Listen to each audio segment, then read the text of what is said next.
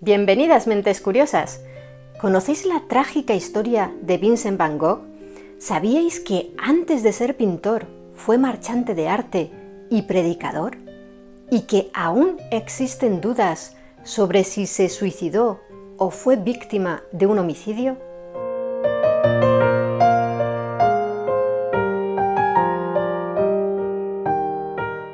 Vincent Willem van Gogh, considerado uno de los artistas más famosos de todos los tiempos y cuyos cuadros se venden hoy por millones de euros, nació el 30 de marzo de 1853 en la localidad neerlandesa de Groot-Zindert, a pocos kilómetros de la ciudad flamenca de Amberes. Como un año antes, justo el mismo día, había nacido muerto el primogénito de la familia. Sus padres lo bautizaron con el mismo nombre de su difunto hermano, Vincent. Su padre se llamaba Theodorus van Gogh y era un pastor protestante. De hecho, los varones de la familia solían dedicarse a ser ministros de la iglesia o marchantes de arte. La madre de Vincent, Anna Cornelia Carventis, procedía de una familia acomodada. Era hija de un encuadernador de libros de La Haya. Vincent fue el mayor de 6 hermanos, aunque de adulto solo mantuvo el contacto con Theo, que fue su principal apoyo y mecenas, y Wilhelmina. ¿Cuál fue el ambiente en el que se crió Vincent? Pese a que el salario de Theodorus como pastor no era alto, el puesto llevaba aparejado una casa, personal doméstico, criada, 2 cocineras y un jardinero, y también carruaje y un caballo. Al parecer el hombre era de carácter severo. En cuanto a la madre, Anna, ella misma se encargó de dar clases a sus hijos ayudada por una institutriz. Era de ideas tradicionales y, como veremos, nunca llegó a entender la excéntrica personalidad de su hijo, ni tampoco reconoció su genialidad como pintor. Con 7 años, Vincent empezó a ir a la escuela del pueblo y 4 años más tarde lo enviaron a un internado en Zevenbergen, donde a sus 11 años se sintió abandonado. Les insistió a sus padres para que le permitieran regresar a casa, pero no le sirvió de nada. 2 años más tarde lo mandaron a una prestigiosa escuela secundaria que había en Tilburg.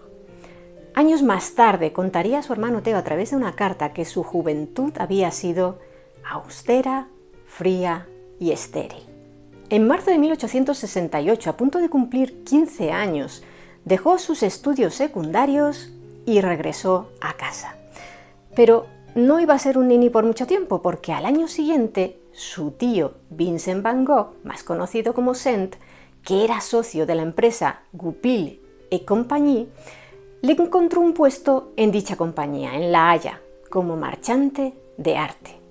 Ese fue el primer oficio de Vincent, y no se le daba mal del todo.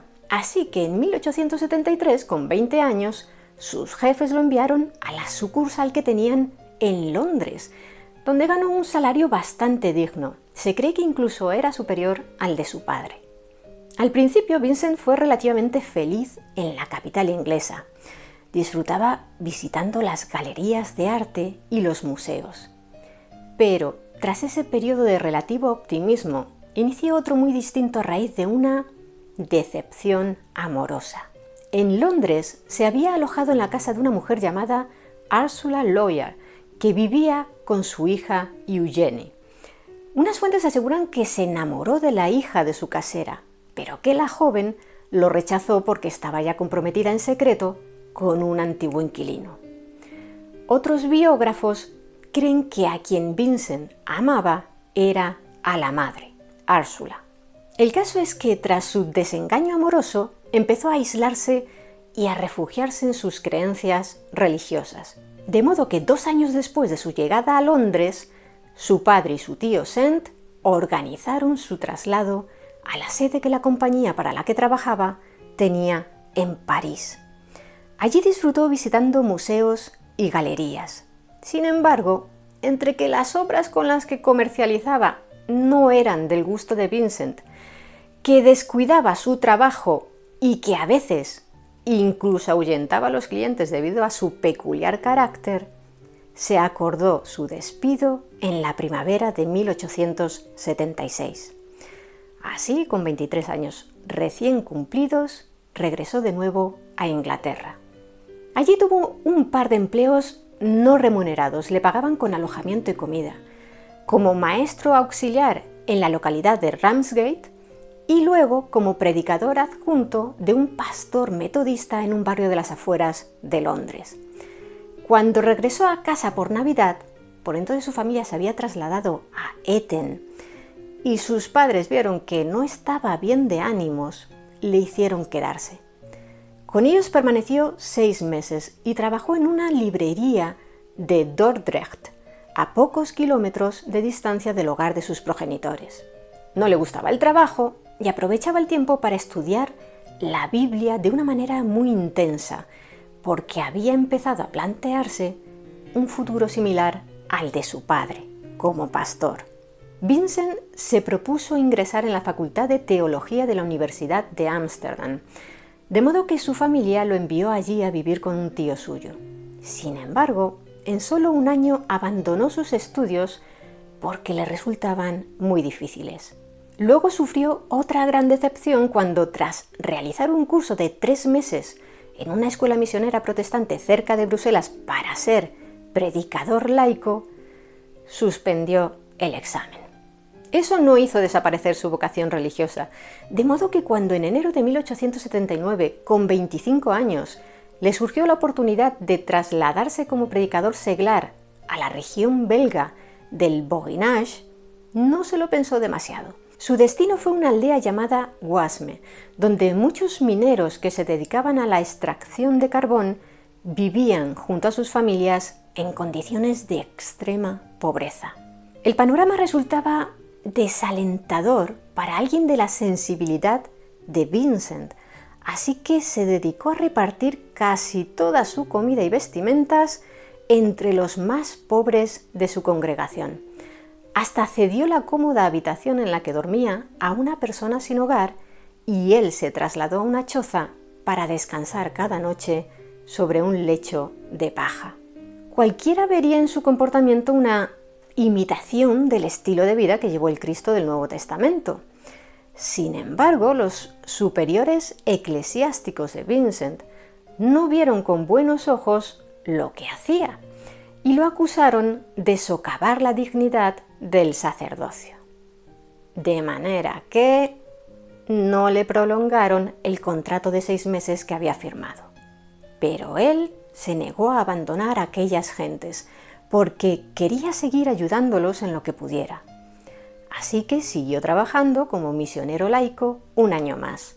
En ese tiempo se alojó en la cercana localidad de Kiem, donde hoy se puede visitar la Maison du Marais, la casa donde vivió Vincent entre 1879 y 1880. El neerlandés, que venía haciendo dibujos desde su infancia, había empezado a retratar a los mineros y a sus familias y a plasmar en esas obras las graves dificultades que estas gentes humildes sufrían en su día a día. Así fue como surgió la que sería su tercera y última profesión tras las de marchante de arte y predicador. Vincent van Gogh iba a ser pintor. Tenía 27 años. Su hermano Theo, 4 años menor que él y que había seguido sus pasos como marchante de arte, también en la empresa Goupil, fue quien lo animó desde París a dedicarse en serio a la pintura. De hecho, se convirtió en su principal apoyo económico. Sin él, Vincent no habría podido pintar. Muchas veces se ha dicho que como artista, Vincent van Gogh fue un autodidacta, pero eso no es del todo cierto, porque en 1880 Vincent inició sus estudios en la Academia de Bellas Artes de Bruselas, donde, por ejemplo, estudió anatomía, asistió a cursos de dibujo con modelos y aprendió acerca de la perspectiva, la sombra y la luz. Además, se fijó siempre mucho en el trabajo de otros pintores, antiguos y contemporáneos. Así, en sus primeros pasos como pintor, estudió especialmente al francés Jean-François Millet, que retrataba en sus cuadros realistas las vidas de los campesinos. Millet no solo fue inspirador para Van Gogh, que lo consideraba insuperable, sino también para otros grandes como Claude Monet y Salvador Dalí. En 1881, con 28 años, regresó a Etten, a casa de sus padres, y permaneció con ellos durante una larga temporada. En ese tiempo siguió dibujando y muy a menudo usaba como modelos a sus vecinos trabajando. Cuando hacía buen tiempo salía al campo a pintar paisajes. Cuando el clima era menos propicio, se quedaba en casa dibujando modelos. En el verano de ese 1881 llegó de visita una prima suya que acababa de quedarse viuda. Cornelia Voss Stryker, apodada Kay, tenía 7 años más que él y era madre de un niño de 8 años. Iniciaron una buena amistad, pero Vincent se enamoró hasta las trancas de ella. Llegó a pedirle matrimonio. Sin embargo, ese amor no era correspondido. La respuesta de Kay fue no, no, nunca. Tras su negativa, la mujer partió de vuelta a Ámsterdam antes de lo previsto, pero Vincent, que se había obsesionado con ella, siguió insistiéndole en sus sentimientos a través de cartas que su prima no respondía. Se cuenta que Vincent, en un último intento, llegó a viajar a Ámsterdam y se plantó frente a la puerta de la casa de los Stryker. Lo recibió el padre de Kay para decirle que ella no deseaba verlo. Van Gogh insistió en poder hablar con ella al menos el tiempo que pudiera soportar con la mano puesta sobre la llama de un quinqué encendido. Por suerte, el padre de Kay resolvió la situación apagando de un soplido la llama. Todo este asunto amoroso también lo hizo discutir de forma acalorada con su propio padre, Theodorus, y Vincent terminó marchándose de la casa familiar para instalarse en La Haya. Allí tenía un pariente que había tenido éxito como artista, Anton Moffe, cuya esposa, Harriet Cavendish, era prima de Vincent. Moffe tenía un estudio y permitió a Vincent que trabajara allí e hiciera dibujos y acuarelas de sus modelos.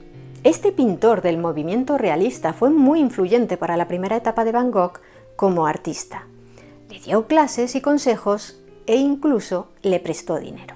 En la primavera de 1882, su amistad con Moffe se enfrió mucho. Se cree que en parte debido a sus desavenencias artísticas y también por la relación que Vincent inició con una mujer de clase baja que era costurera y de forma ocasional ejercía la prostitución. Clasina Maria Hornig, conocida como Sin, era 3 años mayor que él. Cuando se conocieron, la mujer tenía una hija de 5 años y estaba embarazada de otro hombre. Según escribió Vincent a su hermano Theo en una carta, encontró a la mujer mientras deambulaba por las calles en invierno, enferma y hambrienta. El padre del niño que llevaba en su vientre la había abandonado. Vincent llevó a Sin y a su hija a la casa que había alquilado y tomó a la mujer como modelo y ama de llaves. Y más tarde, también como amante. El artista contrajo una enfermedad de transmisión sexual, gonorrea, y en junio de 1882 pasó 3 semanas ingresado en un hospital. Cuando la familia de Van Gogh se enteró de su relación con Sin, porque además él quería casarse con ella, se armó un escándalo y lo presionaron para que rompiera. Él se negó en un principio. Fue por estas fechas cuando pintó por primera vez al óleo. Los utensilios pudo comprarlos con un dinero que le había facilitado su hermano Theo. Pintaba principalmente paisajes, pero también figuras humanas, como en la obra titulada En la playa de Scheveningen. Le encantó la experiencia y los resultados de su trabajo. Pero su trabajo como pintor no le daba dinero y sus familiares y amigos le estaban dando la espalda por querer casarse con Sin. Incluso su hermano Theo desde París le presionaba para que dejara a aquella mujer si quería que le siguiera prestando su ayuda económica. Ante esta situación, Van Gogh y Sin terminaron separando sus caminos unos meses más tarde, en 1883.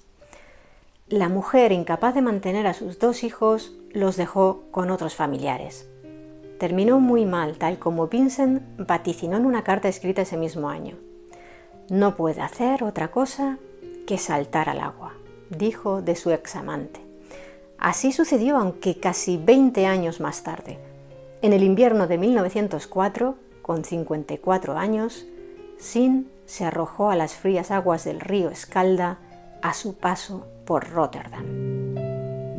Pero regresemos con Van Gogh. En torno a esta época empezó a resentirse su salud. Se encontraba débil, abatido y con malestar general. Algunas fuentes señalan que pudo deberse a una intoxicación por plomo debido a las pinturas que usaba. Él, en cambio, lo achacaba a su deficiente alimentación y a que trabajaba y fumaba mucho. Tras una breve estancia en Drenthe, en el norte de los Países Bajos, en diciembre de 1883 se mudó a Nuenen, una pequeña localidad de Brabante en la que por aquel entonces residían sus padres. Vivió en esta localidad neerlandesa durante 2 años y aquí creó más de una cuarta parte de su obra, unos 200 cuadros que se caracterizan por su tonalidad terrosa, oscura. A menudo los modelos para sus dibujos y pinturas fueron los tejedores, como en este cuadro titulado El tejedor en el telar, y los agricultores, así como las granjas y los entornos naturales. Representaba el trabajo duro de esas gentes y también la gran dignidad con la que realizaban sus labores. Fue aquí donde Vincent pintó el cuadro Jardín primaveral, la casa parroquial de Nuenen en primavera, una obra robada en 2020 por unos ladrones que no respetaron el confinamiento en el que estábamos todos por esas fechas. Se la llevaron de un museo del centro de Países Bajos donde se encontraba expuesta de forma temporal, aprovechando que la sala había tenido que cerrar por la pandemia. Un año más tarde detuvieron a un sospechoso del robo, pero la obra aún no ha aparecido. Lo cierto es que a los amantes de lo ajeno les apasiona Van Gogh. En el año 2002 robaron del Museo Van Gogh de Ámsterdam 2 lienzos pintados por el neerlandés. Vista del mar desde Scheveningen y feligreses saliendo de la iglesia calvinista de Nuenen. Los cacos penetraron a través de una ventana del tejado usando una escalera y una cuerda. Por suerte, en este caso, sí se recuperaron ambas pinturas. Fue 14 años después y lo logró la policía italiana, que las localizó en una granja de Nápoles que pertenecía a un capo de la camorra. Encontraron ambos lienzos en el interior de una caja que había permanecido escondida detrás de la pared de un baño de la granja. Pero volviendo a la historia de Vincent Van Gogh en Nuenen, después de los 3 fracasos amorosos que había vivido, en el verano de 1884 mantuvo una relación con una vecina, Margot Bigman. Se cree que Margot fue la única mujer que se enamoró de verdad de él. ¿Y él correspondió a sus afectos? Parece que sí, aunque con menor intensidad. Además, ambas familias se oponían. Las hermanas mayores de Margot, para entonces sus padres habían fallecido, se mostraron contrarias a la relación porque veían en Vincent a un artista sin recursos y por la diferencia de edad. Ella tenía 43 años y él 31. Margot, atormentada, terminó en un hospital con una pequeña sobredosis de estricnina. Fue el propio Van Gogh quien la llevó al centro médico. La mujer sobrevivió al intento de suicidio, pero no la relación que ambos tenían. Pese a que duró muy poco tiempo, ya que se dice que Van Gogh no le demostraba su afecto, algunos expertos consideran que fue un amor verdadero y que siempre la recordó, hasta sus últimos días, como veremos más adelante. En marzo de 1885 falleció de forma repentina el padre del artista. Unos meses más tarde, Vincent pintó en memoria del reverendo el cuadro Naturaleza muerta con Biblia, con el que se cree que Van Gogh rompe con su pasado al pintar, junto al libro sagrado, otro mucho más pequeño, La alegría de vivir, de Émile Zola, representante del naturalismo literario, una obra que el padre de Vincent consideraba una de las más nefastas que se habían escrito. Hay diversas versiones sobre el significado de esta obra y una de ellas apunta a que representa al Vincent del pasado, al misionero, y al nuevo Vincent, más cercano en ese momento al realismo. Van Gogh abandonó la casa familiar poco después de la muerte de su padre por las disputas que mantenía con su madre y sus hermanas. Fue esa primavera cuando Van Gogh alumbró su primera obra maestra, que no es otra que Los comedores de patatas, su obra más importante de este periodo y que en la actualidad podéis ver en el Museo Van Gogh de Ámsterdam. En una de las numerosas cartas que escribió, el artista describió lo que pretendía reflejar con este cuadro. He intentado expresar la idea de que esta gente, comiendo sus patatas a la luz de la lámpara, ha trabajado la tierra con las mismas manos que meten en el plato, y así exaltar el trabajo manual y el alimento que ellos mismos se han ganado de forma tan honesta. Uno de sus amigos y también mentor, el pintor y dibujante Anton van Rappard, fue tan duro en su crítica del cuadro que su amistad se rompió. Vincent quería que Theo usara esa obra como carta de presentación de su trabajo, pero su hermano no creía que tuviera la suficiente calidad como para intentar venderla, así que la colgó sobre la chimenea de su casa. Y es que para quienes admiran las obras de Van Gogh, buscar en ellas la perfección técnica es mucho menos importante que el valor del mensaje que logra transmitir a través de ellas.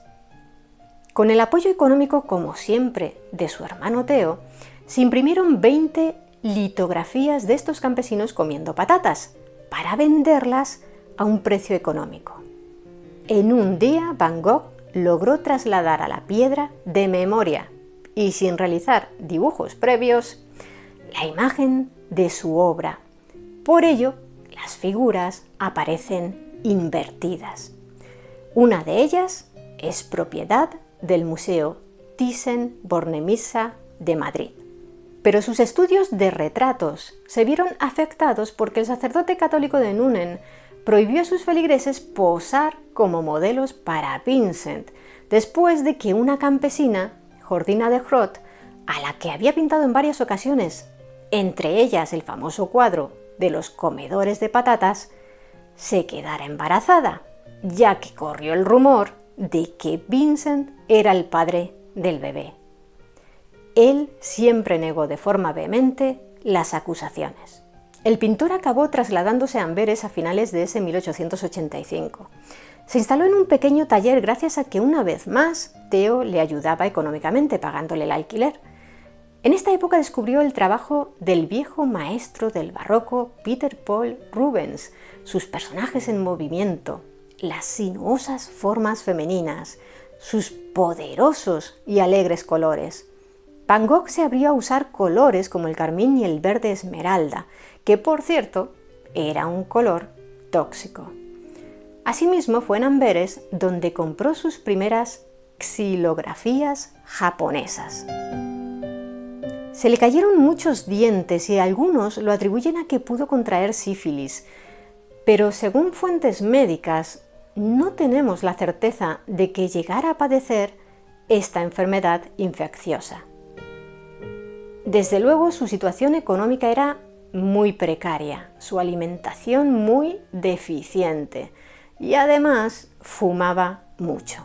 En una carta a su hermano con fecha de febrero de 1886 le contó que en 9 meses solo había podido permitirse 6 o 7 comidas calientes. Solo un mes más tarde, sin avisar previamente a su hermano, se presentó en París para vivir los dos juntos.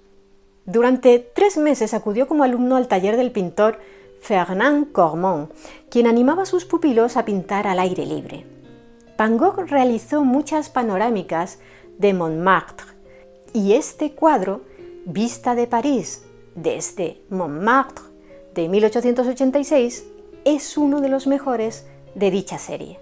Hay quien cree que en la imagen que os mostramos aquí del taller de Cormont, este hombre podría ser Vincent Van Gogh, aunque como se ignora la fecha en que se tomó la fotografía, no se sabe si realmente será él o no. El neerlandés terminó abandonando pronto la Escuela de Arte de Cormont porque no la encontró tan útil como esperaba. Pero se llevó de allí su amistad con otros jóvenes artistas como Henri de Toulouse-Lautrec, de quien os hablamos en este otro vídeo. Poco después, en 1887, cuando el artista francés tenía 23 años y Van Gogh 34, Toulouse-Lautrec retrató a su amigo a pastel sobre un cartón en el Café du Tambourin. Este local estaba regentado por una modelo italiana llamada Agostina Segatori, a la que Van Gogh, igual que había hecho antes el parisino Edgar Degas, retrató en varias ocasiones. Se supone que con ella mantuvo Vincent una relación amorosa bastante tormentosa y breve en 1887 y terminaron separándose de mutuo acuerdo.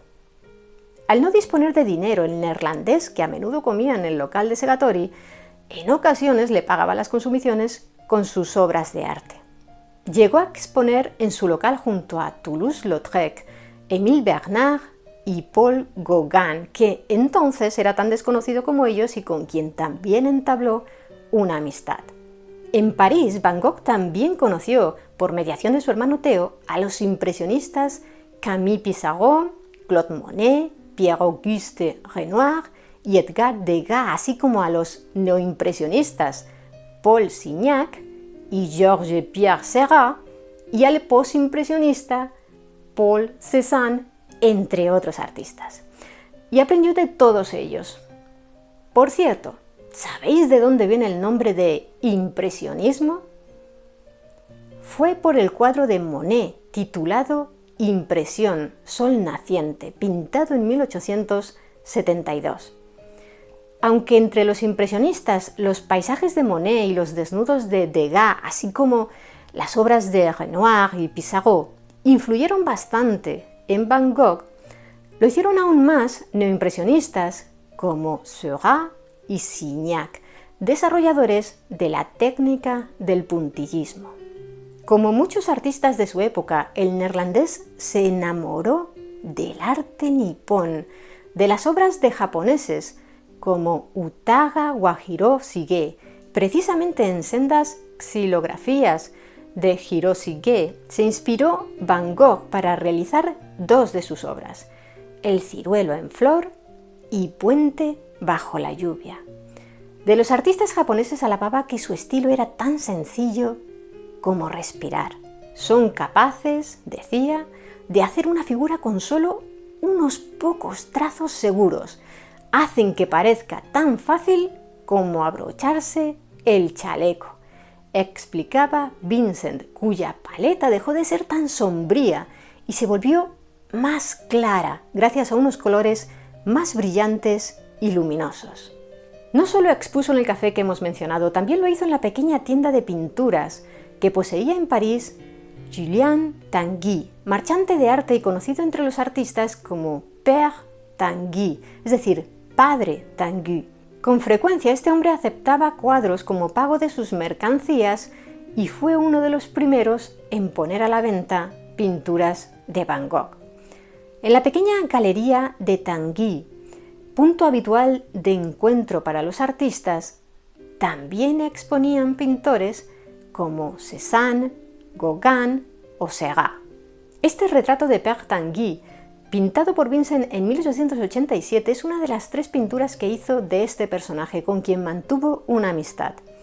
Las tres son muy representativas de la progresión del estilo artístico de Van Gogh desde su llegada a París.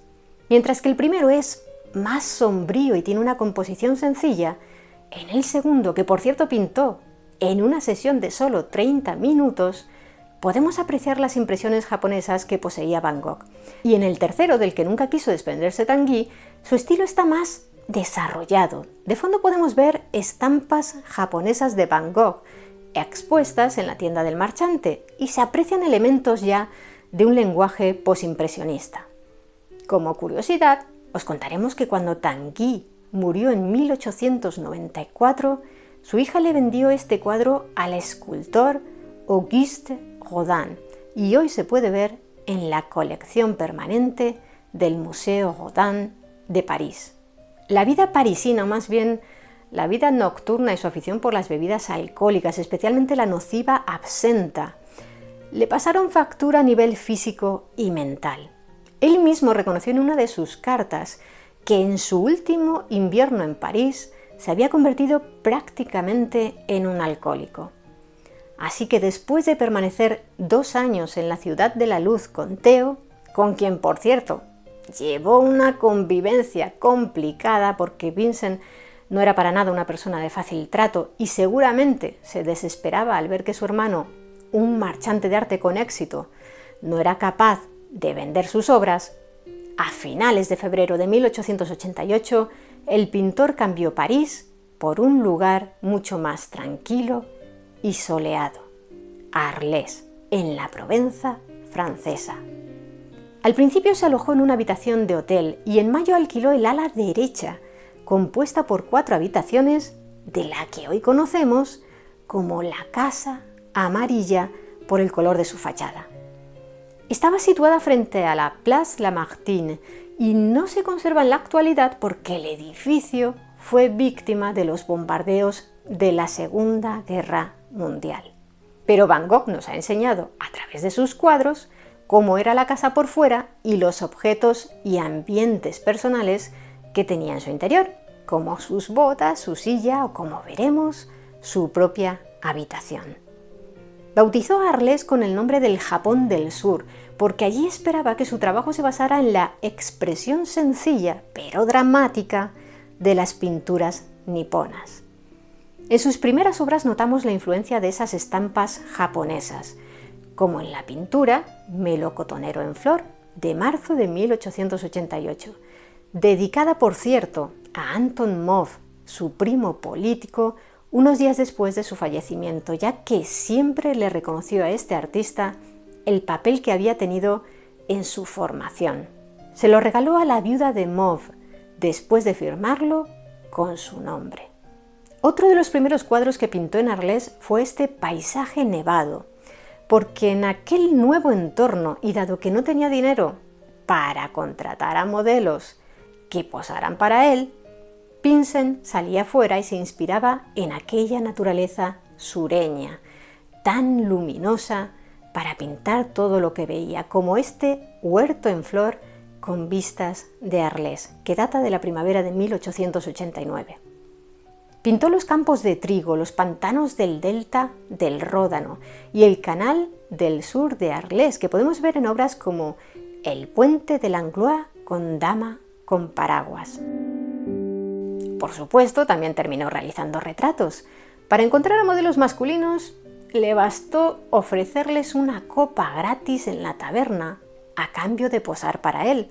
Así podemos disfrutar de obras como Retrato de Patience Escalier, donde tras su paso por París volvía a retratar a campesinos, pero esta vez los colores son mucho más brillantes que en sus obras de la etapa de Nuenen.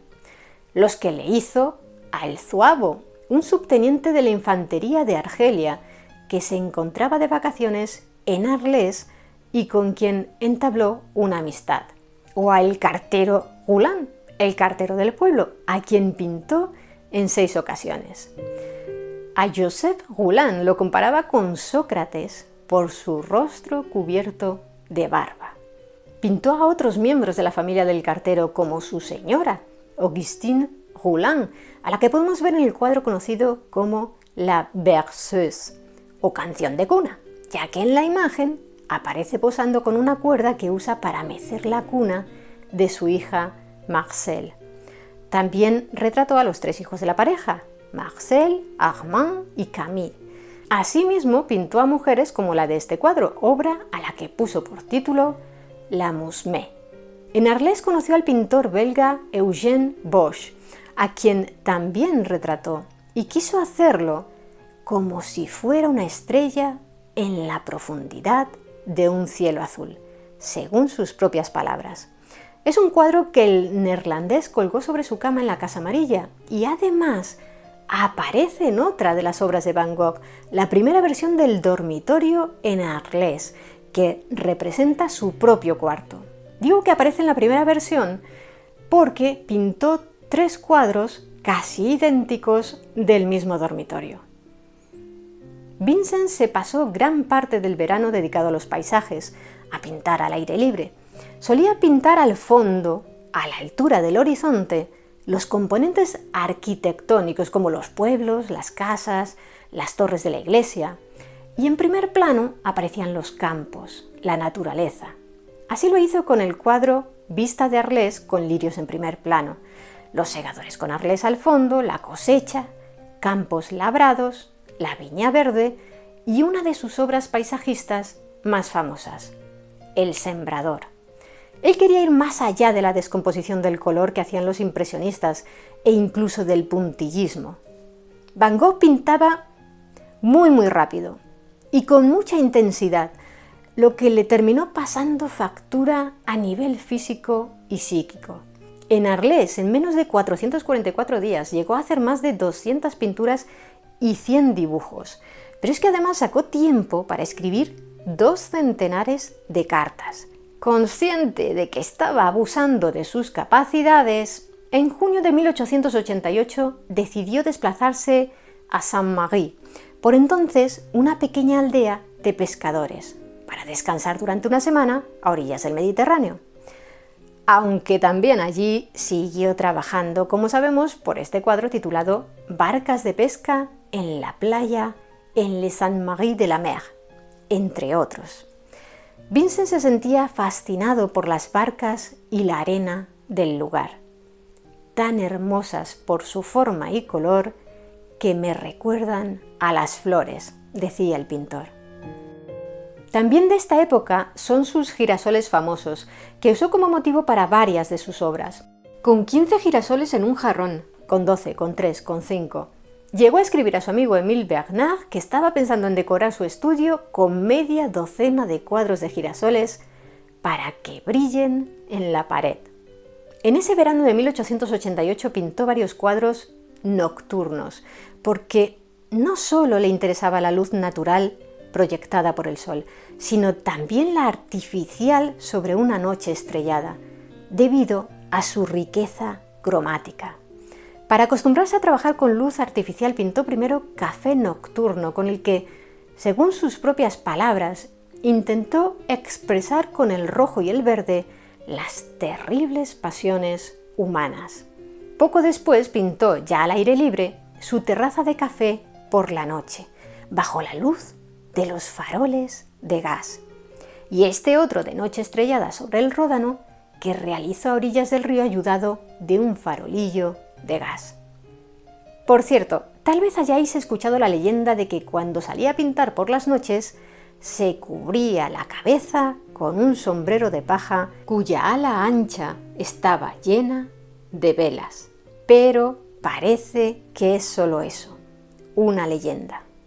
En aquel lugar del sur de Francia, Van Gogh se sentía solo, aislado, pero esperaba que no fuera por mucho tiempo, porque había proyectado hacer realidad su sueño de crear una comunidad de artistas en Arles, en su Casa Amarilla. Su hermano le había hecho llegar 300 francos para que pudiera amueblar de forma modesta la casa, y también pudo acondicionar su nuevo hogar, incluso hizo instalar gas, con los ingresos extra que le reportó una pequeña herencia recibida tras el fallecimiento de su tío Saint, el marchante de arte. Ahora contaba con un estudio propio, de manera que su sueño de una colonia de artistas en Arles estaba en marcha. Solo le faltaban los artistas. Y el único que respondió a su llamada fue Paul Gauguin, a quien ofreció el puesto de director artístico de esa comuna. En realidad, el francés aceptó viajar a Arles no solo por la amistad que lo unía con Van Gogh desde que se habían conocido en París, sino seguramente porque Theo, que era su marchante, pagó las numerosas deudas que el francés acumulaba.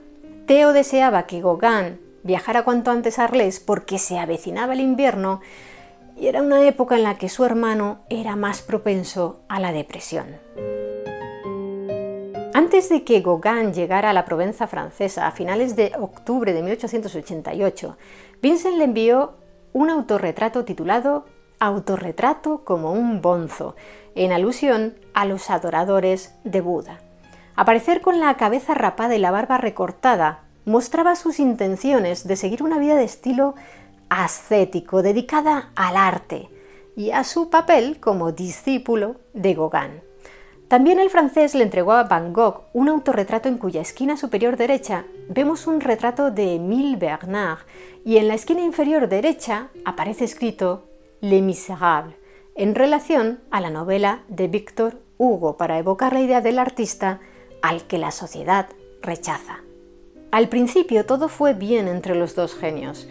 Frecuentaban los cafés nocturnos, intercambiaban opiniones sobre conceptos artísticos, paseaban y trabajaban codo a codo, a veces en temas similares. Aquí podemos ver la diferente interpretación que hicieron ambos artistas durante una hora de sesión de la misma modelo, Madame Ginou, que regentaba una cafetería.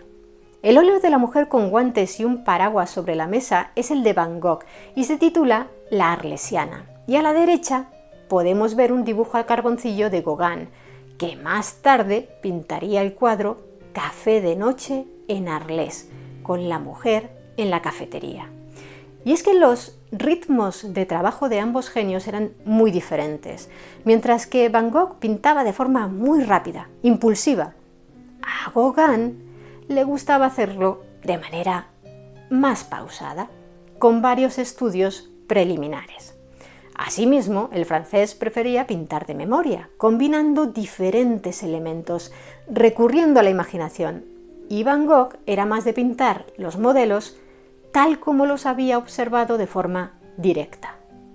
Fueron pasando los días y las personalidades de ambos artistas empezaron a chocar, porque aunque se admiraban mutuamente, ambos eran muy testarudos y de mucho carácter. Y a Van Gogh se le juntaba con ser un tipo muy peculiar y excéntrico. Además, su estado físico y psíquico empezaba a ser muy preocupante debido a la sobrecarga de trabajo y a enfermedades de las que no había terminado de recuperarse del todo. Asimismo, los dos rivalizaban entre ellos e intentaban influirse mutuamente. Las discusiones a veces eran violentas. Poco a poco, la idea de crear una comuna de artistas se fue desvaneciendo. A principios de diciembre, Gauguin, que había empezado a manifestar a Vincent su deseo de marcharse de Arles antes de lo previsto, llegó a hacer un retrato de su amigo pintando girasoles. Como vemos, lo hizo desde un punto de vista elevado, quizá porque se sentía superior a Van Gogh, y lo retrató con una mirada trastornada, en una pose muy poco natural y esgrimiendo un pincel demasiado fino. De modo que cuando el neerlandés vio aquel cuadro, se sintió conmocionado y le dijo a su compañero: «Realmente soy yo, pero pintado como un loco». Sus palabras parecen premonitorias porque apenas habían pasado 2 meses desde la llegada de Gauguin, cuando un día antes de la Nochebuena de 1888 se vivió en aquella Casa Amarilla una discusión que terminó en la pérdida de la oreja izquierda del pintor neerlandés. Muchas veces hemos oído la historia de que fue el propio Van Gogh quien se cortó la oreja debido a un brote psicótico provocado probablemente por el abuso del alcohol, la mala alimentación que llevaba y porque dormía muy poco. Pero, ¿fue realmente así? Según la versión contada por Gauguin, mientras daba un paseo nocturno por las calles de Arles para despejarse de una discusión con Vincent, oyó unos pasos extraños tras él y al darse la vuelta se encontró con Van Gogh blandiendo una navaja en plan amenazador. El francés lo tranquilizó y el neerlandés se marchó. Después del susto, Gauguin decidió marcharse a un hotel para pasar allí la noche y Van Gogh, una vez de vuelta en la Casa Amarilla, se automutiló con esa navaja de afeitar. Y en lugar de llamar a un médico para que lo curara, se presentó en la puerta de un burdel y preguntó por una chica apodada Rachel para entregarle su propia oreja cortada envuelta en papel de periódico. Algunos creen que se encontraba en aquellas fechas especialmente deprimido porque su hermano Theo le había comunicado en una carta que iba a contraer matrimonio y Van Gogh creyó que iba a perder a quien siempre había sido su máximo apoyo en la vida. También hay quien liga la supuesta automutilación con que poco tiempo atrás Van Gogh había presenciado una corrida de toros, lo que le había llevado a pintar su cuadro Las arenas de Arles, y le había causado una gran impresión que al toro derrotado, muerto por la espada, le cortaran una oreja para ofrecérsela como premio al torero, quien a su vez brindó su triunfo a una mujer del público. Igual que Van Gogh ofreció su oreja a la chica a la que fue a buscar al burdel. Pero otras fuentes apuntan que en Arles no cortaban las orejas a los toros en aquella época, que fue una tradición que se importó desde España años después. Además, a tenor del cuadro que pintó, parece que Van Gogh se interesó más por lo que sucedía en la zona del graderío que por lo que acontecía en el ruedo. Otra teoría sobre lo que ocurrió aquel 23 de diciembre es que pudo ser el propio Gauguin, que era un esgrimista de gran talento, quien en un altercado con el neerlandés le hirió en la oreja y que después Vincent terminó de recortar el trozo.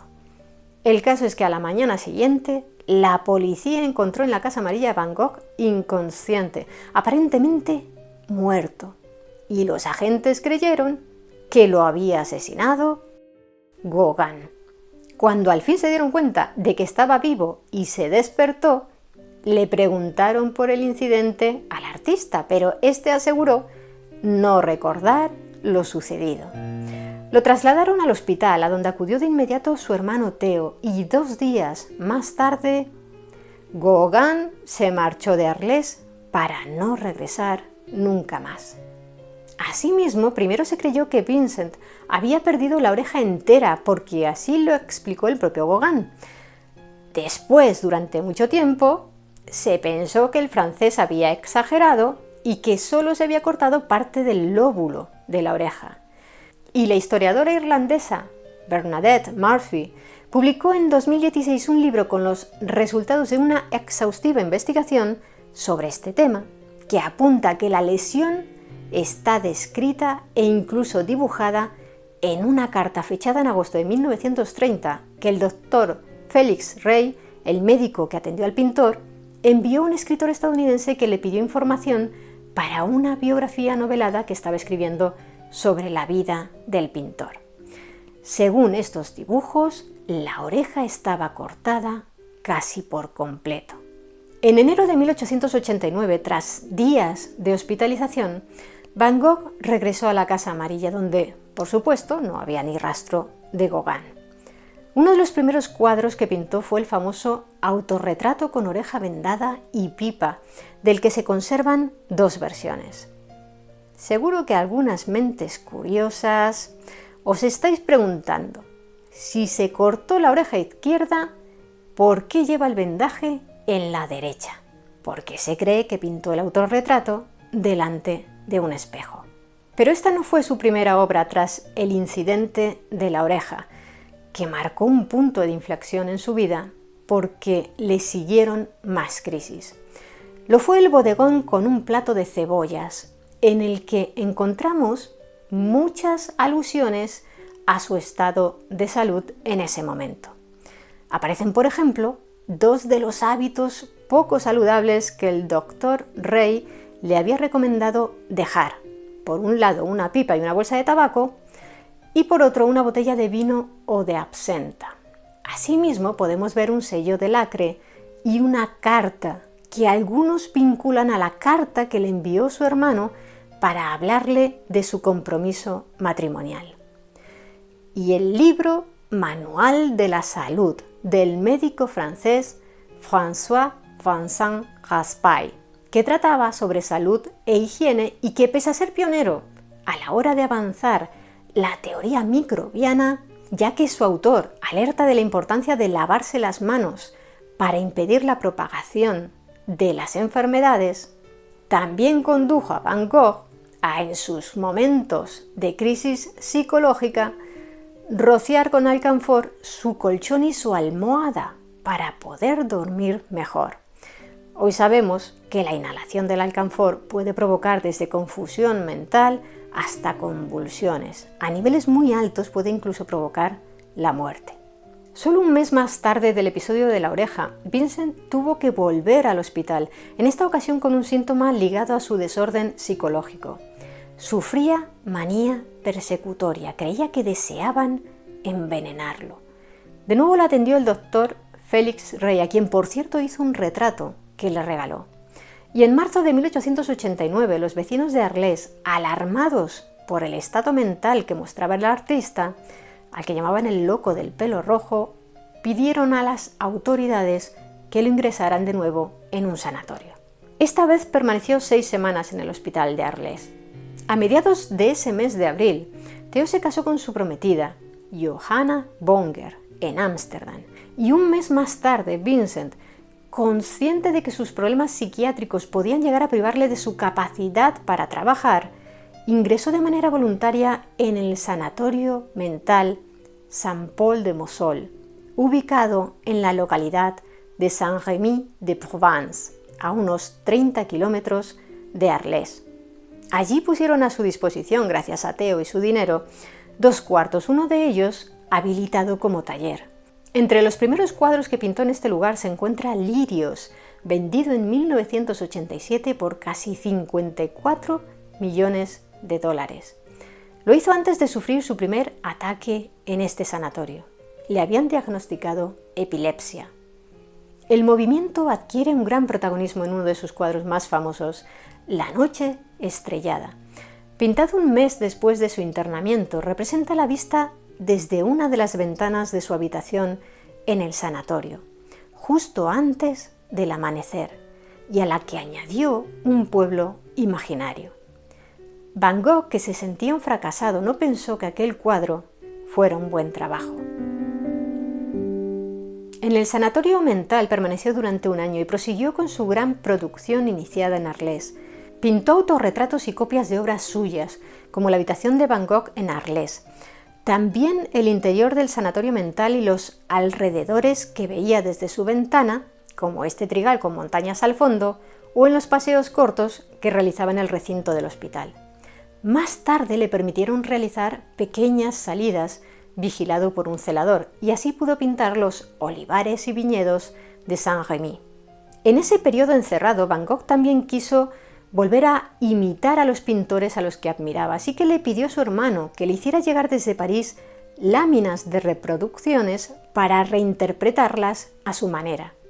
Pintó, por ejemplo, La Piedad, un homenaje a Eugène Delacroix, pintor galo que fue un gran exponente del romanticismo del siglo XIX y cuyas teorías cromáticas marcaron a Van Gogh.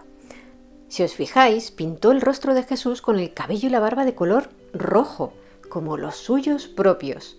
La resurrección de Lázaro, inspirado por la obra de Rembrandt, y Mediodía, descanso después del trabajo, al estilo de Millet, una obra que ha llegado a ser más conocida que la original del pintor francés al que tanto idolatraba. Mientras se encontraba encerrado en enero de 1890, se escribió el primer artículo en prensa sobre la obra de Vincent van Gogh. Se publicó en la revista Mercure de France y la firmó el poeta y reputado crítico de arte Albert Aurier, que catalogó el color del neerlandés de inverosímilmente deslumbrante. Decía de él que era un cerebro en ebullición que vierte su lava en todos los barrancos del arte, irresistible, un genio terrible y enloquecido, a menudo sublime, a veces grotesco, siempre al borde de la patología. El 31 de ese mes nació su sobrino y ahijado Vincent Willem, a quien pintó el cuadro Rama de almendro para que sus padres lo colgaran en su dormitorio. Al fin y al cabo, los árboles en flor representan el comienzo de la primavera, de la vida, en este caso de una nueva vida. Y poco después le llegó la buena noticia de que había vendido su cuadro La Viña Roja por 400 francos en una exposición que había montado en Bruselas el grupo conocido como Los 20, llamado así porque estaba compuesto por una veintena de artistas belgas. Lo compró la pintora Anna Bosch, que pertenecía a ese grupo y además era hermana de su amigo Eugène Bosch, al que, como recordaréis, había pintado Van Gogh. Muchas veces se ha repetido que esta es la única obra que vendió en vida el neerlandés, pero no es cierto. Vendió muy pocos cuadros, pero este no fue el único. Por cierto, la obra de Van Gogh se expuso en otras exposiciones importantes mientras él aún vivía. Así, lo hizo en 3 ocasiones entre 1888 y 1890 en el Salón Anual de la Société des Artistes Indépendants, que era la alternativa independiente a la Academia. Como vemos, tuvo buenas noticias, pero por desgracia su reclusión en Saint-Rémy no había hecho que sus problemas mentales remitieran. Era víctima de alucinaciones y accesos de ira, sentía angustia y terror. Cuando sufría estos episodios, lógicamente le resultaba imposible pintar. También había caído en una profunda depresión. Llegó a escribir a su hermano que si no fuera por él, le resultaría muy fácil suicidarse sin remordimientos de conciencia. Científicos actuales, especialistas del Centro Médico de la Universidad de Groninga, consideran que es probable que el pintor sufriera varios trastornos, entre ellos ataques de delirium tremens y desórdenes mentales, principalmente bipolares, pero descartan a priori la sífilis y la esquizofrenia. El caso es que Van Gogh, que seguía pintando muchísimo porque pensaba que en cualquier momento una nueva crisis le impediría poder trabajar, llegó a la conclusión de que en el asilo no se iba a curar y decidió cambiar de aires.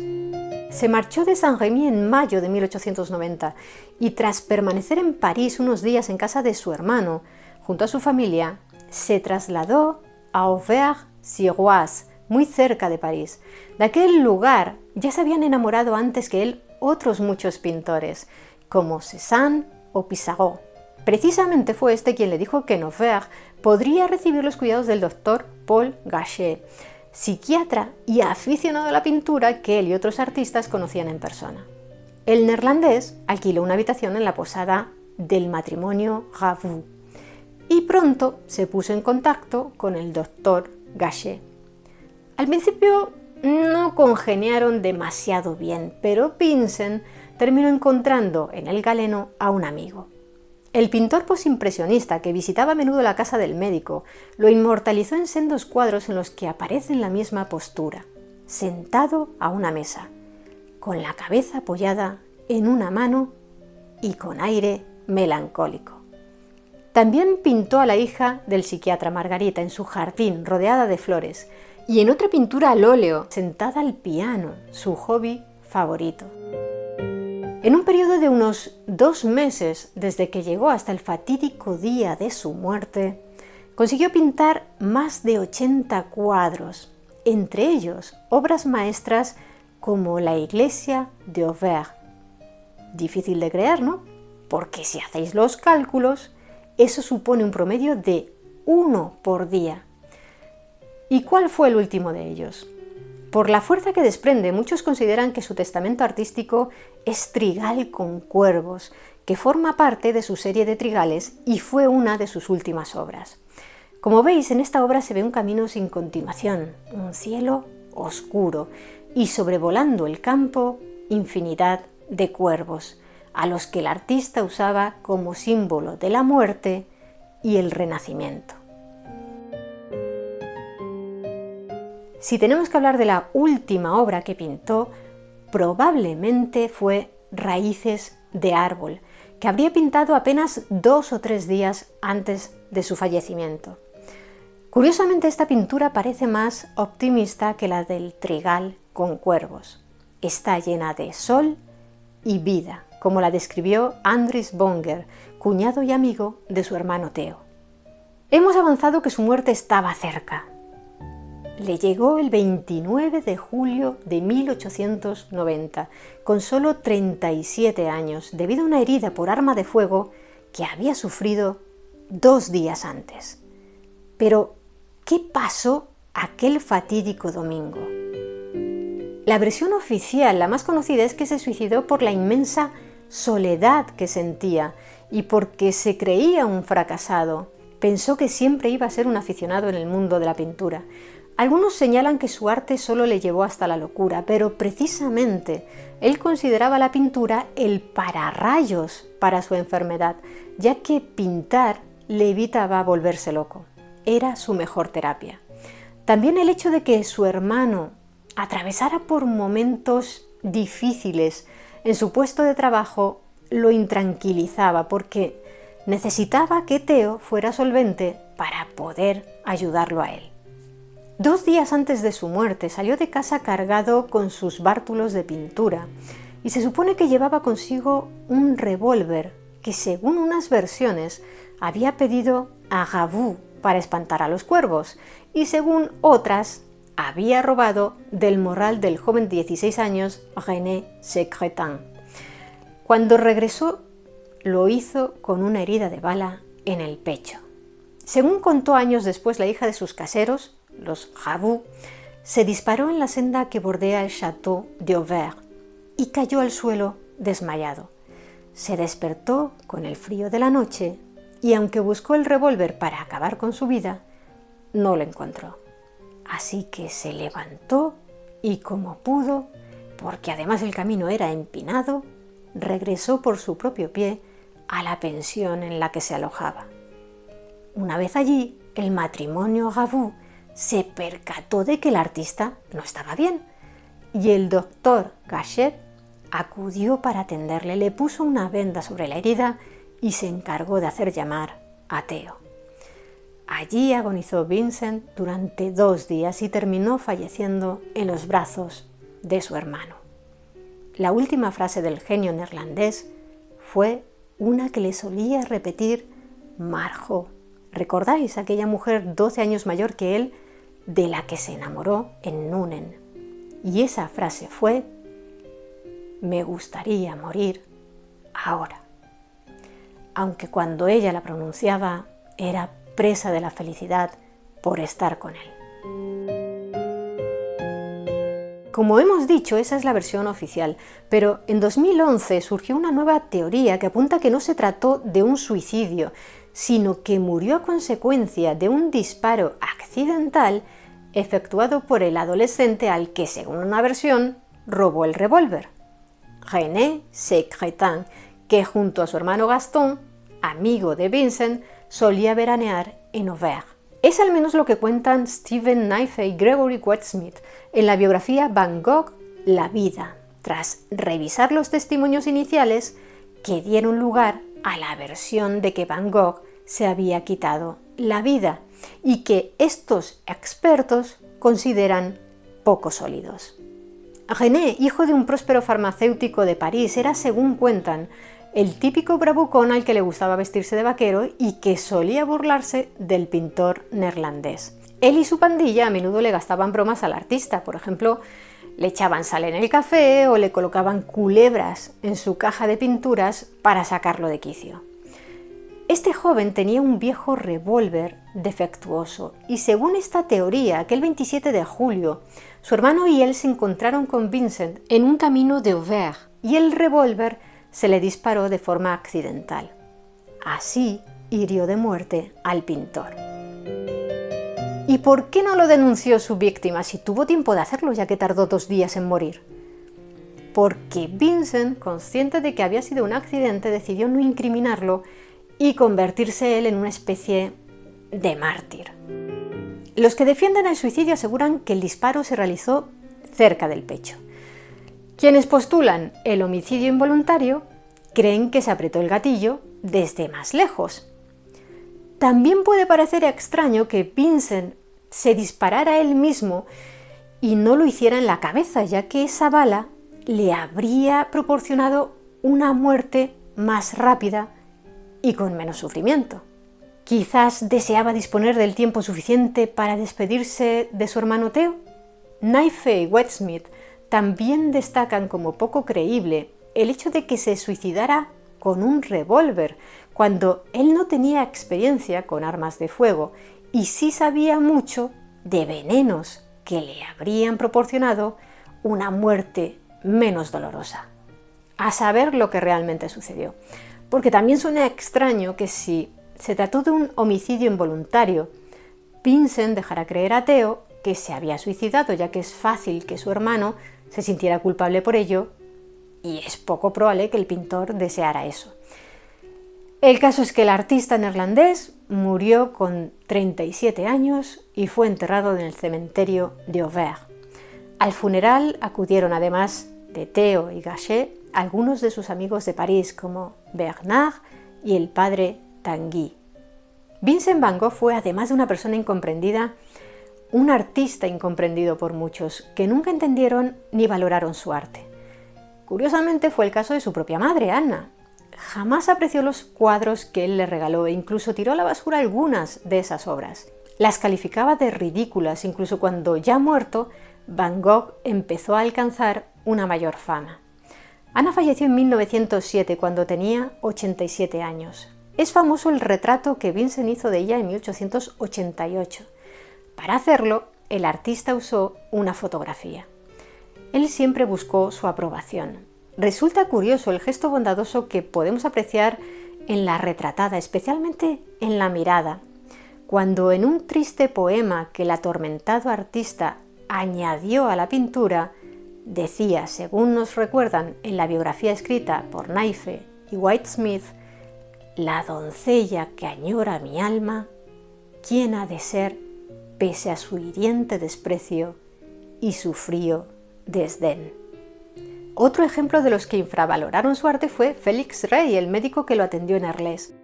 El galeno, que entonces tenía 20 y pocos años, aceptó el cuadro que le hizo Vincent en agradecimiento por sus cuidados, solo para no contrariarlo dada su inestabilidad mental, pero no le gustó nada, le pareció ridículo, y cuando se lo llevó a casa, su padre lo tachó de birria. De hecho, su familia lo dejó en el desván y solo lo colgaron cuando se rompió un vidrio en la puerta del gallinero. Lo usaron para tapar el agujero. No terminó picoteado por las gallinas porque lo encontró un pintor admirador de Van Gogh y lo compró. Si su madre y aquel médico levantaran la cabeza y vieran hoy que se han pagado por muchas de las obras de Van Gogh sumas astronómicas de dinero, como el retrato del doctor Paul Gachet y autorretrato sin barba, vendidos por la casa de subastas Christie's en 1990 y 1998, respectivamente por 83 y 72 millones de dólares. ¿Y qué pasó con su hermano Theo, que siempre se mantuvo fiel a su lado?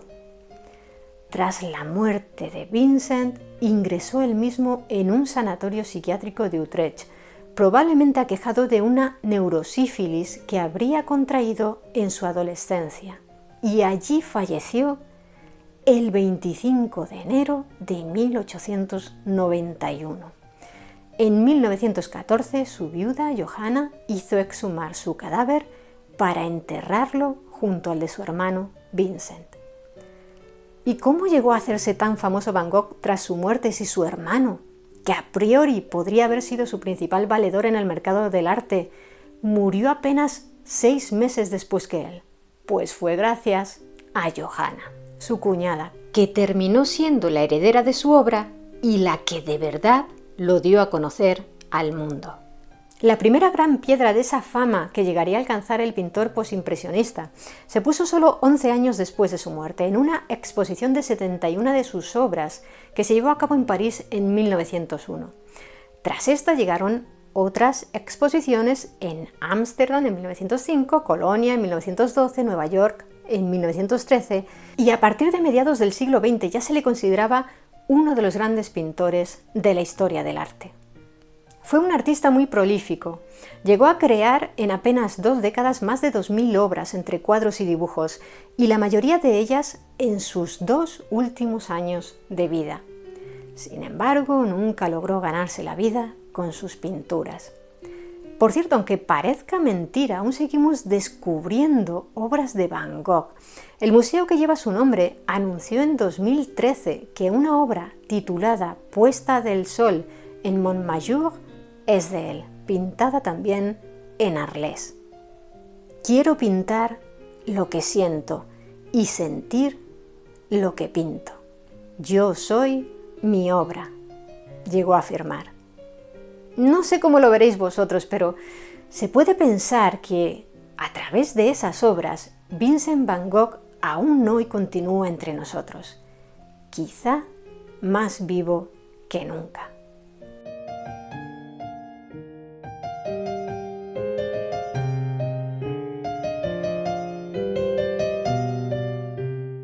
¿Y vosotros, qué opináis de la historia de Vincent Van Gogh? Me gustaría que nos lo contarais abajo, en los comentarios. Y si queréis conocer más historias interesantes, suscribíos a nuestro canal. Muchas gracias por estar ahí, mentes curiosas. Nos vemos en el siguiente vídeo.